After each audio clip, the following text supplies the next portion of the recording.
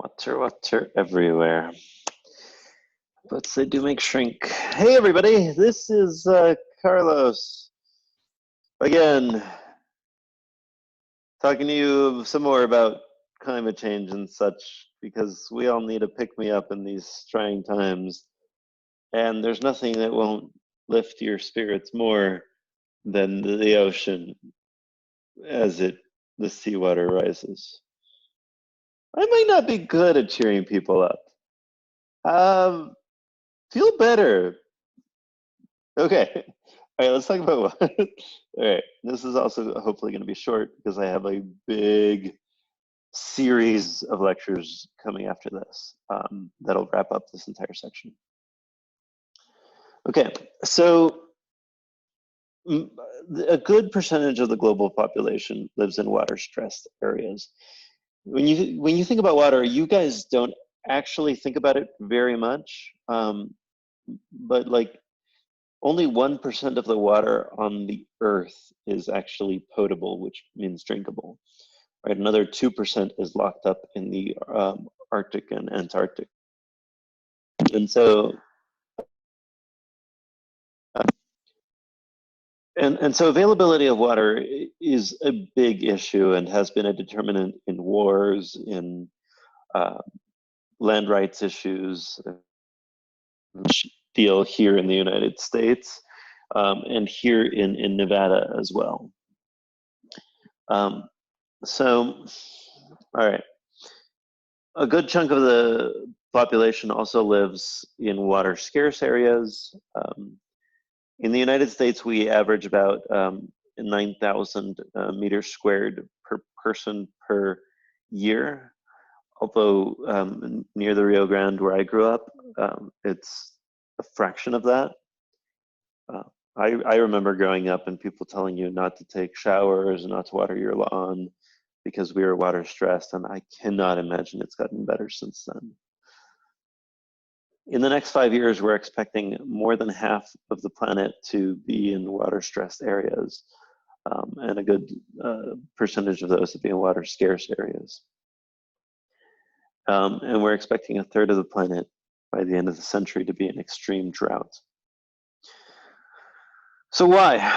Well, part of it is as the temperature goes up, water evaporates. That's kind of what it means for water to evaporate. We're also getting rid of some of the natural ice on the planet. And as we get rid of ice on the planet, it lowers the albedo. We talked about that in class, back in one of those in-person classes that I miss ever so much. But as the planet's albedo, that is reflectivity, decreases because of ice melting, it actually increases the acceleration of temperature increasing, which basically just means that more and more ice melts more and more, and the ocean gets hotter, and this has consequences in the form of stronger hurricanes and typhoons and other issues. A couple of years ago, when I was teaching this section, a big hole opened up in the Antarctic. And so I mapped it up, and I put a map of Nevada to scale so you could see just how much we're dealing with. We're losing a little over 1% of the ice on the planet every year. And a lot of this is due to carbon emissions, right? Ironically, this pandemic has led to a decrease in carbon emissions, and so it might mean that in the next couple of years, we're slightly better than the worst case scenario. A single international flight melts roughly the amount of ice that could fit in your car. So every single time you take an international flight, it has more of an effect of driving your car an entire year. Right? And then driving your car an entire year is roughly melting a couple of cubic meters, whatever could fit in a car, basically. So the scale is just huge, and it's kind of hard to wrap your head around. The oceans have risen close to a foot, or 2/3 of a foot in the past 120 years, and we're expecting them to rise quite a bit more. Although, of course, this is going to vary drastically depending on the part of the planet that you're talking about. You might see 1 meter rise in parts of Florida right now. So this is the kind of global average that needs to actually be localized before you know what it means.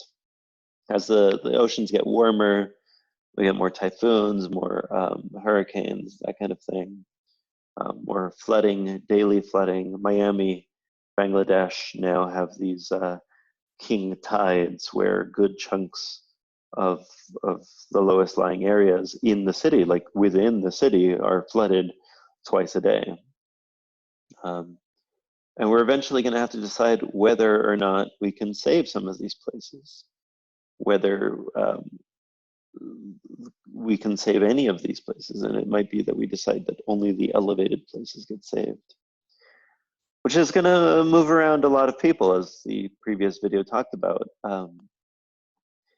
A lot of these people are going to be in really bad conditions, having lost all of their worldly possessions.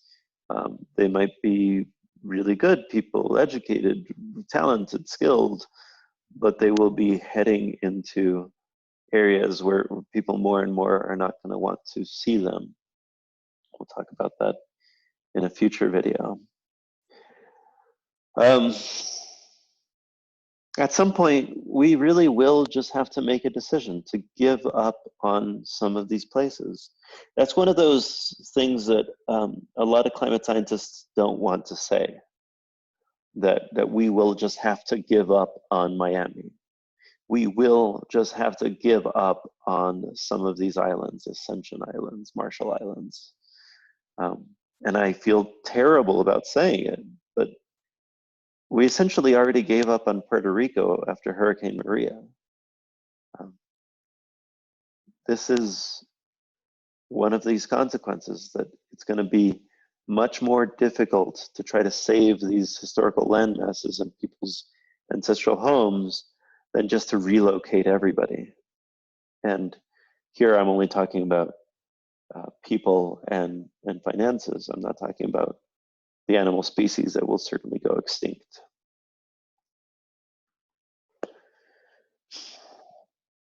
So if this were a class, I would ask you if you knew what this was. Since there's no time for call and response, I'm just going to tell you, this is Biosphere 2.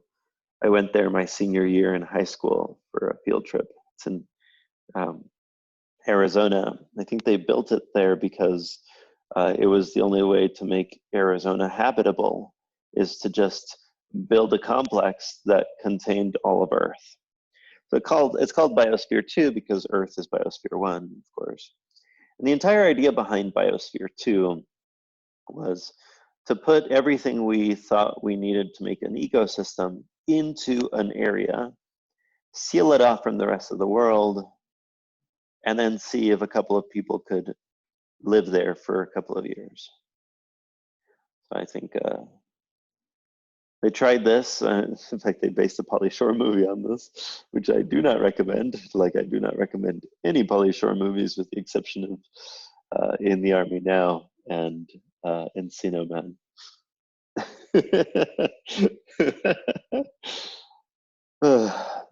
Okay, so we tried Biosphere 2. And the reason that this isn't as hard of a pivot as it seems, part of the point of Biosphere 2 was to see how well we actually understood the planet. And so if you're thinking back to the previous discussion on the space race, and you think, hey, Elon Musk wants to build a space colony on Mars. You think, oh, well, hopefully Elon Musk has studied the history of us trying to do that here on Earth and seen whether or not it was successful. Spoiler alert, he hasn't, and it wasn't. So in Biosphere 2, we discovered an interesting feature of ecosystems that really should have been predictable since the time of Arrhenius in the late 1800s.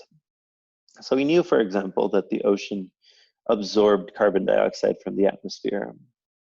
And most of the, so a good chunk of what is produced by humans is absorbed into the ocean. In fact, the vast majority throughout human history has been absorbed by oceans. Arrhenius pointed out that when water, H2O plus CO2 mix, they form something called carbonic acid, which itself breaks down into bicarbonate and these hydrogen ions. So those of you that have studied chemistry in the past realize what's going on here is that we're releasing hydrogen ions, which means that the ocean is becoming more acidic by definition. So what happens when the ocean becomes more acidic is we have all of these hydrogen ions that latch on to organisms. So now there's a video here. I will try to share that screen.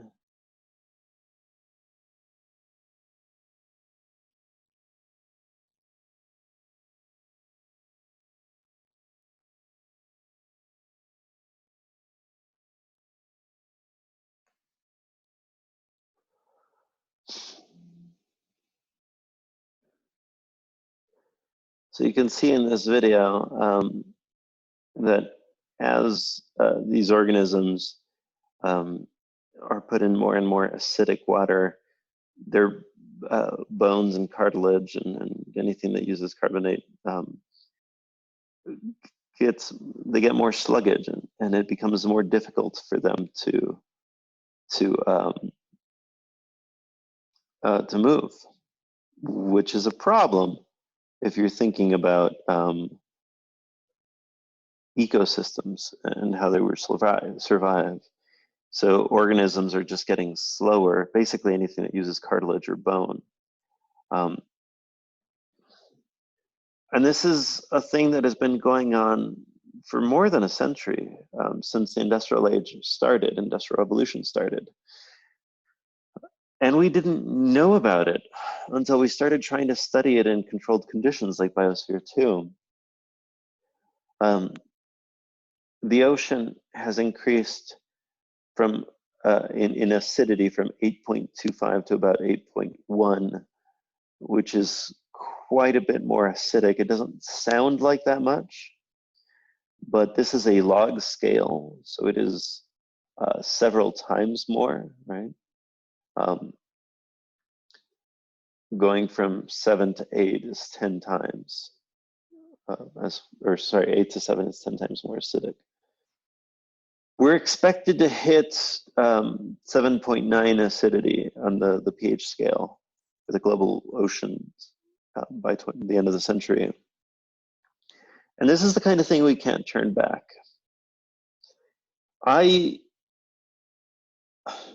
When we talk about climate change, we talk about wars and droughts and famine and whatnot. And none of those scare me, but genuinely this terrifies me. Because this is locked in. Like everything else that we are doing, we can address these things. We know how to get food to places. We just don't have the political will to do it. We know how to stop emissions. We just don't have the social will to do it. But everything that it would take to scale back the ocean acidification, it requires a new kind of technology. And so this is genuinely frightening to me. And it leads to fish, not just creatures getting slower, it leads to essentially the dying off of the vast majority of diversity of the ocean.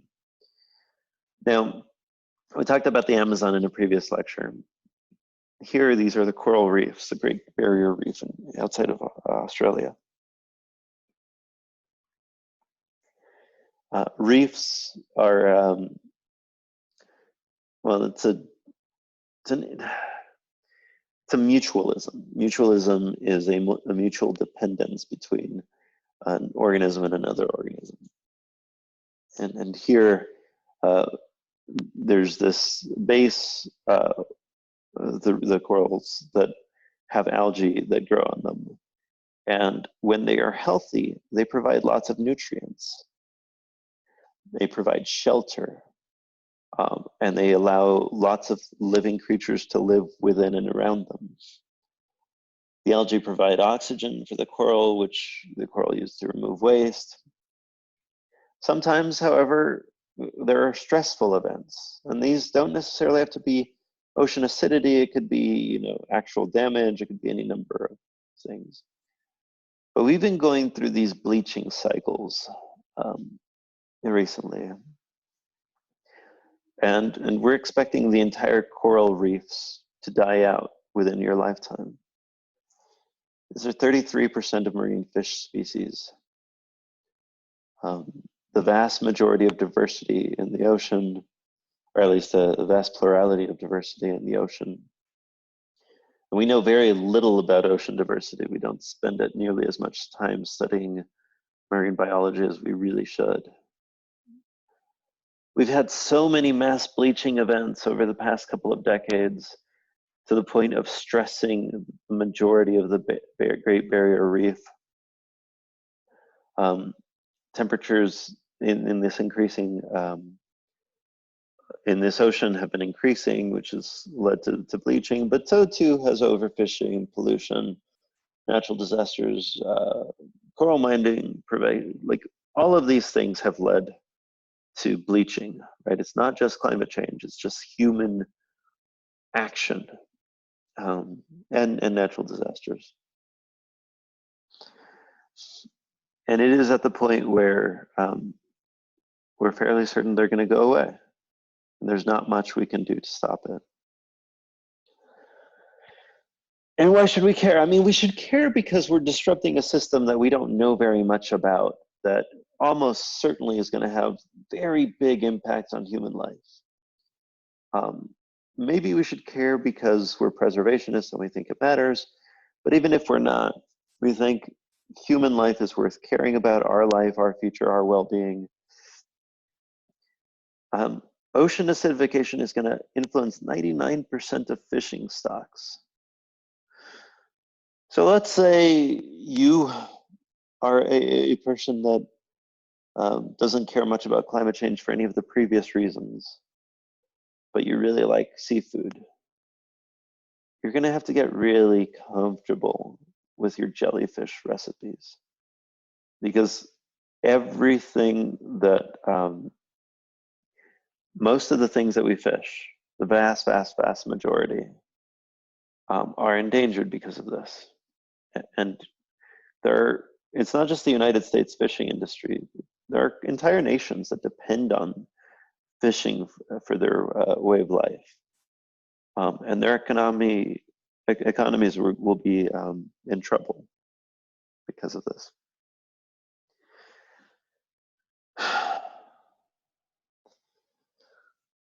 Sea levels rise, ice melts, oceans become more acidic, and all life in the ocean is threatened.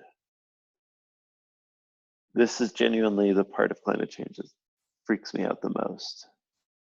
I hope I was able to convey the reason why is the deep permanence and the deep unknowns that are involved.